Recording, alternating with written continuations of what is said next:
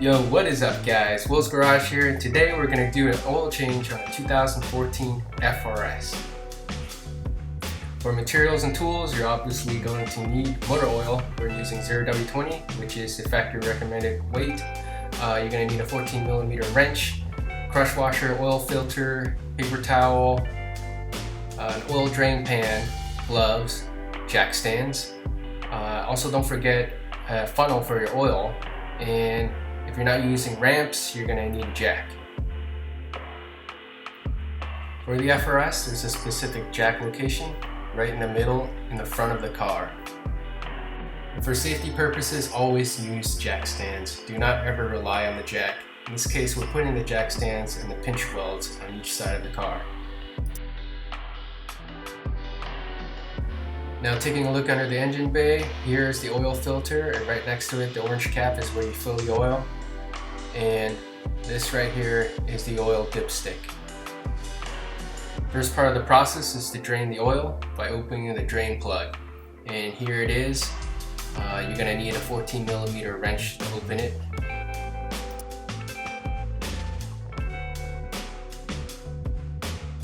Normally you only need the wrench to crack it open, and then you should be able to just unthread it by hand. But be careful, the oil is hot, so don't burn yourself. Next, you're going to want to open the oil cap on the top to let air flow through to help the oil drain out. You should also be able to open the oil filter by hand if the previous person installed it correctly without over tightening it. If you're unable to open it by hand, you might need to use an oil filter wrench. Once you remove the oil filter, you're going to want to clean the housing, especially the surface where the filter touches the housing. But be very careful not to get debris into the center of the housing.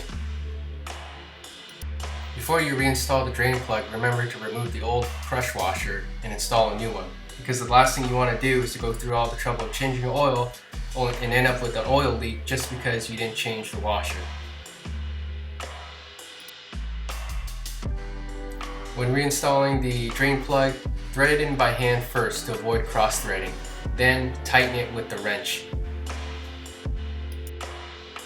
The torque spec for the drain plug is 29 foot-pounds. I've changed the oil in this car quite a few times already, so I have a good feel for how tight it should be. If you're not sure, it's better off for you to use a torque wrench. After tightening, clean off the excess oil around the oil pan, and you're done with this step. Now you can grab your new oil filter and remove its protective covering and prime it with some new oil so that when you start your engine up, it's going to have some oil to lubricate the engine immediately. You're going to also want to oil the gasket on the oil filter, which I forgot to show here. Basically what you can do is just dip your finger into the fresh oil and rub it along the gasket. What that does is it makes the oil filter form a good seal when it touches the housing. And when you're installing the oil filter, thread it in by hand first, and from the point that the filter touches the housing, you're going to want to tighten it about 3/4 of a turn. Now it's time to refill it with engine oil. The oil capacity of the FRS is around 5.5 quarts, but what I've noticed is when you drain the oil, not all of it comes out, particularly if you don't have the car on all 4 jack stands. Typically about 5 quarts would come out, so I'm just going to refill 5 quarts first and then top it off afterwards. Once you're done filling, put the cap back on and lower the car.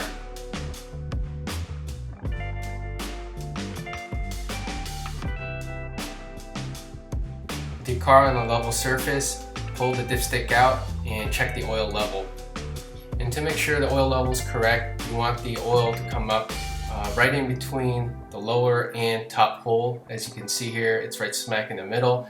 But what I like to do is top it off so it reaches the top hole, just to avoid any oil pickup issues.